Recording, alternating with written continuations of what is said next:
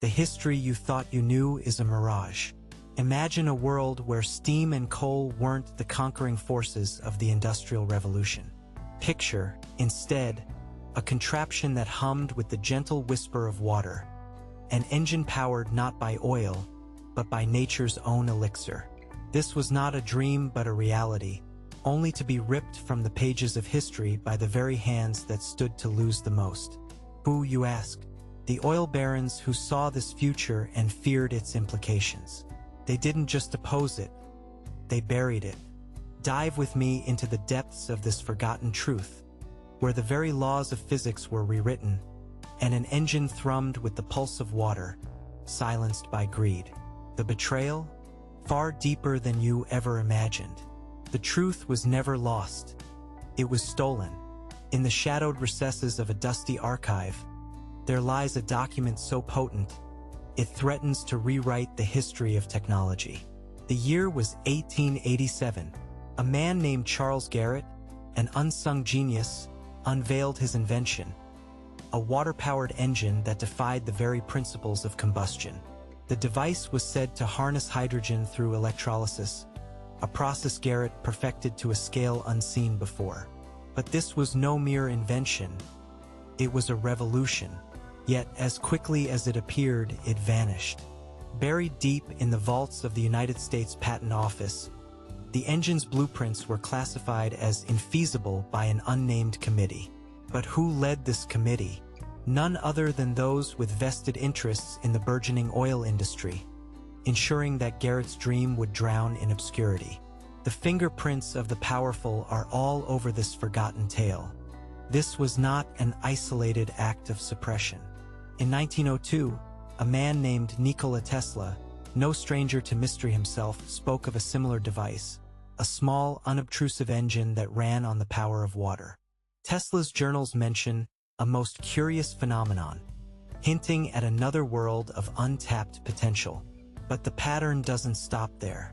In 1911, the enigmatic H.H. Dow demonstrated a motor powered by hydrogen extracted from water, only to have his research inexplicably halted. And again in 1918, the name Stanley Meyer surfaced, with whispers of a water fuel cell that promised liberation from oil's shackles. Each breakthrough was met with a sudden silence, a smothering blanket of doubt cast by those who held the world in their grip. The same shadowy players, the same invisible hand, erasing the footprints of progress. The evidence is irrefutable, the pattern unbroken. The water-powered engine was not a mere fantasy. It was a threat to the establishment.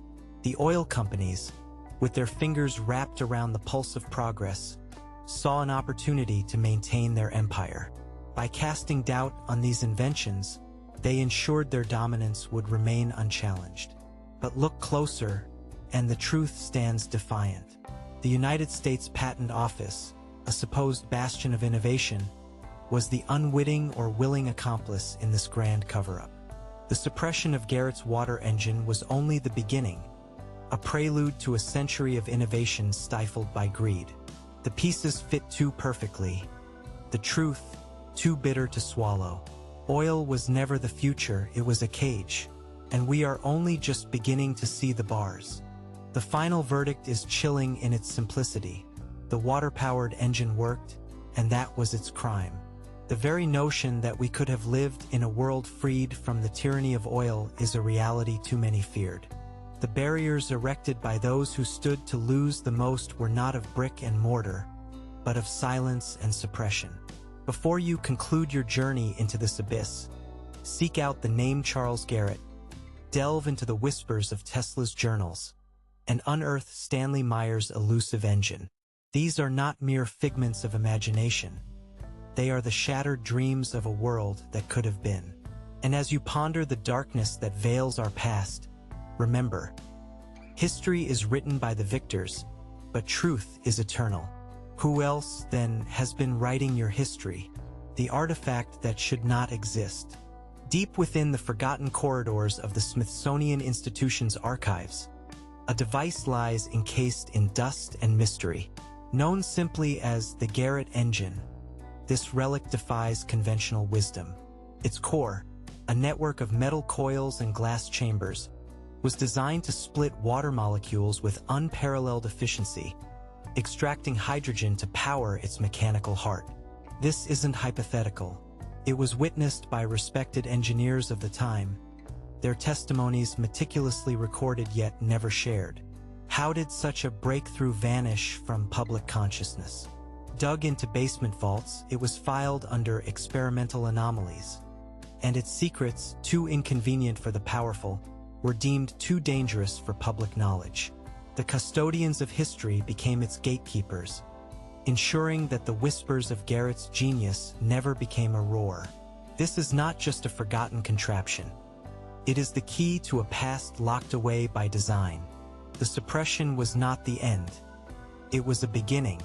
The year was 1905, when a certain John Ernest, a former associate of Garrett, penned a letter revealing the existence of Project Aquaflux, a covert initiative to replicate and expand upon Garrett's work. According to Ernest, the project was funded by none other than oil magnate John D. Rockefeller, though not for the reasons one might hope. Rockefeller's agents meticulously documented each experiment, only to confiscate all results deemed too promising. These documents, hidden within the Rockefeller Archive Center, detail experiments that produced an engine output rivaling that of steam engines. Yet, each success was followed by a sudden halt, the project's findings buried under layers of corporate secrecy. Ernest vanished shortly after his revelations, leaving behind only cryptic notes and a trail of questions. The silence that followed was deafening, echoing through the halls of power. The anomalies multiplied, each more perplexing than the last. In 1913, an obscure inventor named Thomas Midgley Jr. claimed to have perfected a water-to-energy conversion process, using principles eerily akin to those of Garrett and Tesla. His notes, smuggled out by a trusted confidant, describe a catalytic transformation that defied the laws of thermodynamics as understood. This was not magic. It was science on the brink of revolution. Yet, as Midgley prepared to unveil his work, a mysterious fire consumed his laboratory, reducing years of labor to ash. The blaze, investigators concluded, was no accident, yet the perpetrators were never found. The event was swiftly classified, the official narrative buried in red tape. Those who dared to question faced ruin, their careers and reputations systematically dismantled. The truth burned, but its embers refused to die. The trail of suppression extended beyond borders. During the First World War, the German engineer Carl Benz, known for his work on the automobile, reportedly stumbled upon a similar discovery when attempting to improve fuel efficiency. Benz's letters to contemporaries in England detail an aquatic propulsion system that promised to revolutionize transportation. However, political tensions and espionage turned his innovation into a liability. British intelligence intercepted these communications, fearing the impact on their naval supremacy and industrial interests. Benz's prototypes were seized and transported to a secure location, their existence denied to this day. The war's chaos provided the perfect cover, and the technology was locked away, leaving Benz's legacy incomplete. The whispers of his invention lingered, a ghost story among the engineers who dared not speak its name. The truth was once again a casualty of ambition. As we unravel these threads, one thing becomes clear. The water-powered engine was more than an invention. It was a revolution silenced by fear. The players in this tale were not mere inventors.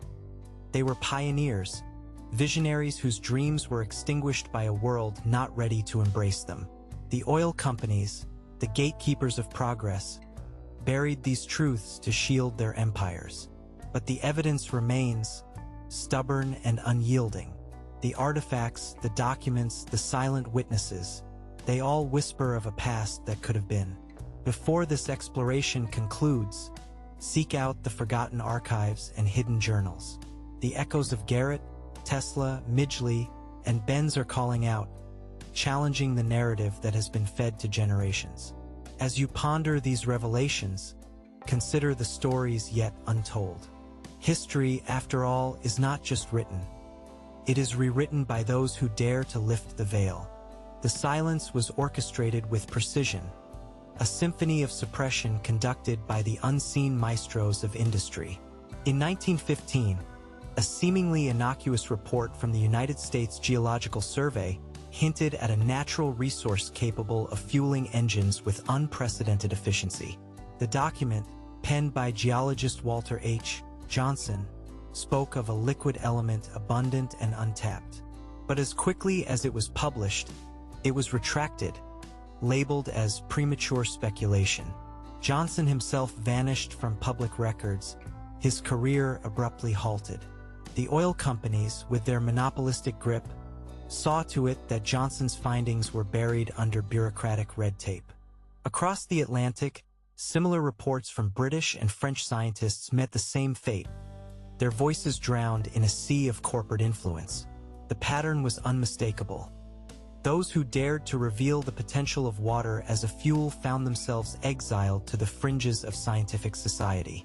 The cover-up had many layers, each more insidious than the last. In 1917, during the height of the First World War, a British naval engineer named Arthur C.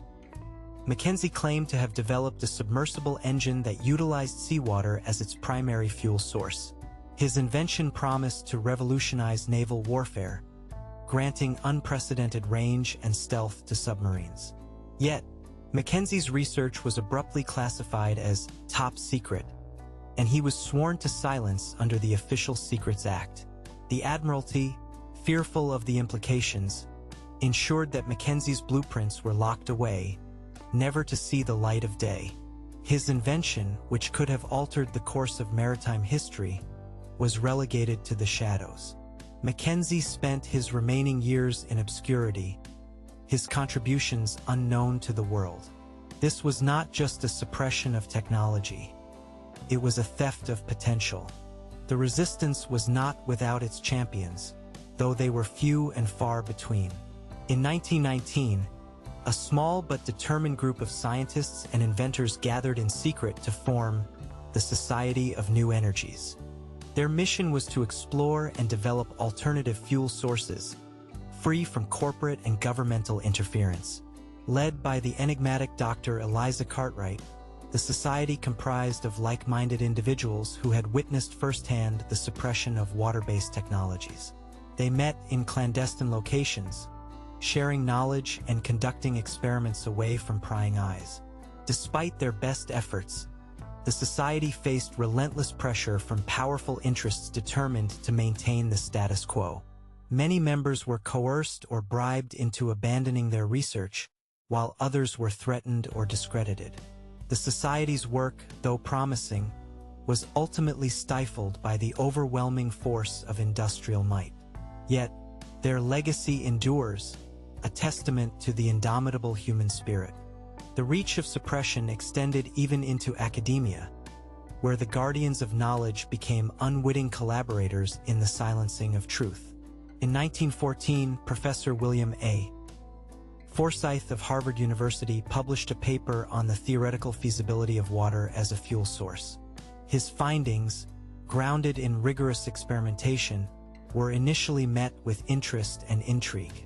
However, shortly thereafter, Forsyth faced intense scrutiny from his peers, many of whom were financially backed by oil interests.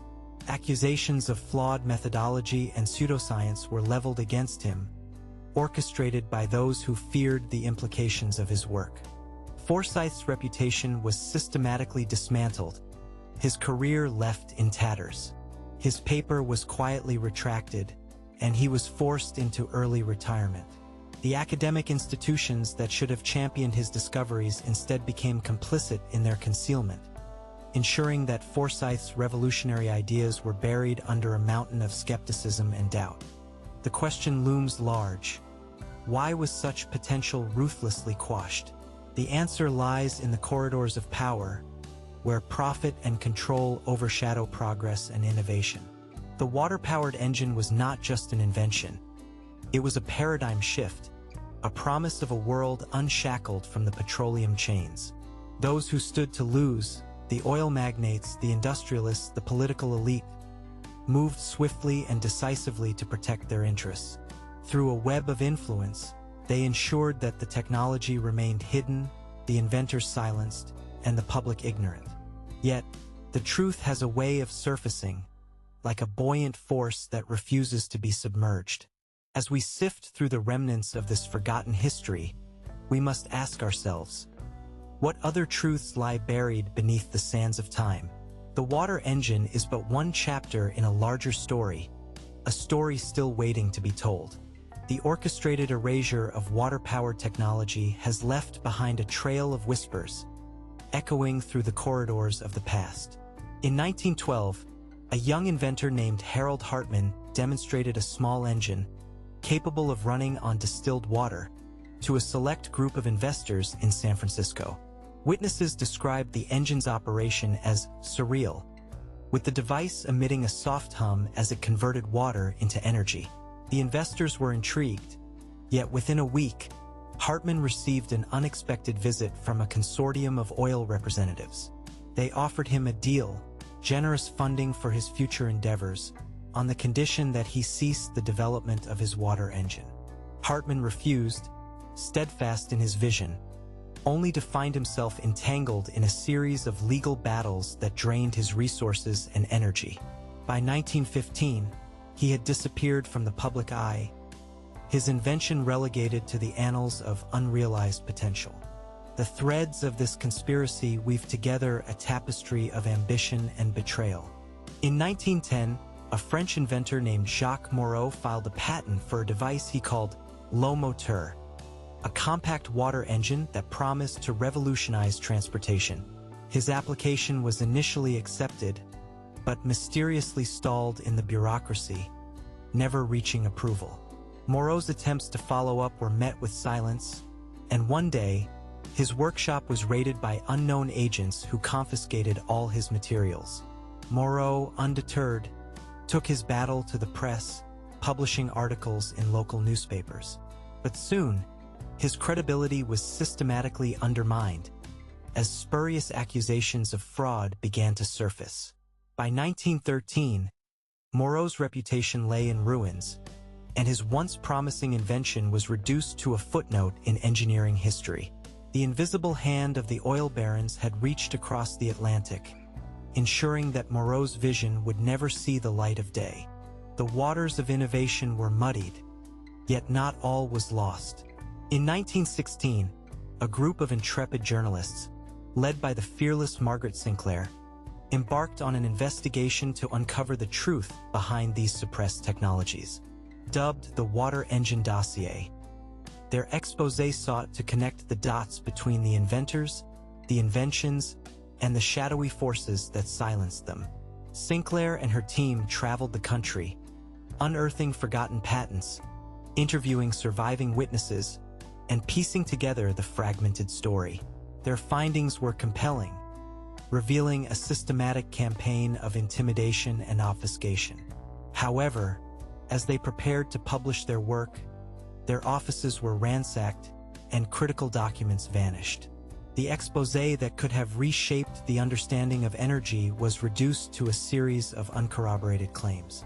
Sinclair's career suffered, yet she remained undeterred, vowing to continue her quest for truth. The dossier became a legend, its contents still whispered about in journalistic circles. The intrigue did not stop at inventors and journalists. In 1918, a peculiar incident occurred in a small town in Ohio. Residents reported sightings of a phantom car, a vehicle that glided silently down the streets, leaving behind no trace of exhaust. Local legends spoke of a reclusive tinkerer named Amos Langley, who had crafted the vehicle in his secluded workshop. The car, according to witnesses, ran on a mysterious water fuel, a concoction Langley claimed to have perfected over years of experimentation. However, before Langley could present his invention to the world, he was visited by men in dark suits who forewarned of grave consequences. The phantom car was never seen again, and Langley, disheartened, withdrew from public life. The tale of the phantom car persisted, a whisper in the wind, a symbol of what might have been had the forces of suppression been less relentless. The saga of the water-powered engine is a testament to the resilience of human ingenuity and the lengths to which power will go to suppress it. Each story, each inventor, each anomaly is a thread in a larger tapestry of innovation stifled by avarice. Yet, the truth is irrepressible, a river that cannot be dammed. As we reflect on these buried histories, we must ask ourselves, what other marvels lie hidden, waiting to be rediscovered? The lessons of the past are clear. Progress is not a gift, but a struggle, a constant battle against the forces that seek to bind it. The water engine is but one chapter in this unfolding narrative, a reminder that the pursuit of knowledge is a journey fraught with obstacles. But with every suppressed truth, there is a glimmer of hope, a promise that one day, the waters will rise again, bringing with them the light of understanding. The final chapter in this saga unravels like a tapestry woven with threads of ambition and secrecy. As we delve into the archives of forgotten history, one cannot ignore the enigmatic figure of Professor Heinrich von Helmholtz. In 1919, this German physicist, known for his groundbreaking work on energy conservation, reportedly ventured into the realm of water-based propulsion. His unpublished manuscript, Automotive Dynamics, detailed a process that could theoretically harness the latent energy within water molecules. The manuscript, however, never reached the public. Helmholtz's laboratory was abruptly seized under the pretext of national security, and all traces of his research vanished into the ether. Witnesses spoke of shadowy operatives carting away crates of equipment and papers, leaving behind only the echoes of what could have been. Helmholtz himself was whisked away to an undisclosed location, his contributions to science obscured by the fog of industrial espionage. The legacy of his work remains shrouded in mystery. The story of suppression is not just one of lost inventions, but also of lost voices, those who dared to speak of a different future. In 1914, the poet and social activist Clara Adams penned a series of essays titled The Water Engine Manifesto, envisioning a world where energy flowed freely like the rivers. Adams argued passionately for the liberation from oil dependence, her words a clarion call for change. Yet, her writings faced fierce backlash from the establishment, branded as radical and subversive. Publishers were pressured to retract her works, and she was ostracized from literary circles. Undeterred, Adams continued to write, her words circulating in underground publications, inspiring a quiet resistance against the industrial juggernaut.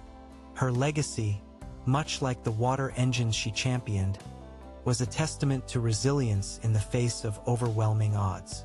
The manifesto endures, a beacon of hope for those who dream of a liberated future. In the realm of the mystical and improbable, the tale of the water engine intersects with that of the famed illusionist Theodore Blanc, who in 1916 captivated audiences with his mechanical mirage show. Blanc claimed to have harnessed water-powered machinery in his illusions, blending science with spectacle. His performances, however, drew the ire of industrial critics who accused him of misleading the public. Blanc, ever the enigmatic figure, hinted at possessing knowledge of suppressed technologies, though his claims were dismissed as mere theatrics. Yet, behind the curtain, Blanc was rumored to have corresponded with inventors like Garrett and Tesla, sharing insights from his own explorations into alternative energy. His shows, though cloaked in mystery, served as a subtle commentary on the power of possibility against a backdrop of disbelief. While the truth of Blanc's inventions remains elusive, his legacy is one of wonder and the endless potential of human imagination. As we journey through these stories, an undeniable pattern emerges, an intricate dance between discovery and suppression, where each step forward is met with a forceful pushback. The water-powered engine, a symbol of untapped potential, serves as a focal point for this eternal struggle. It is a reminder that beneath the veneer of progress, powerful interests have always sought to control the flow of innovation.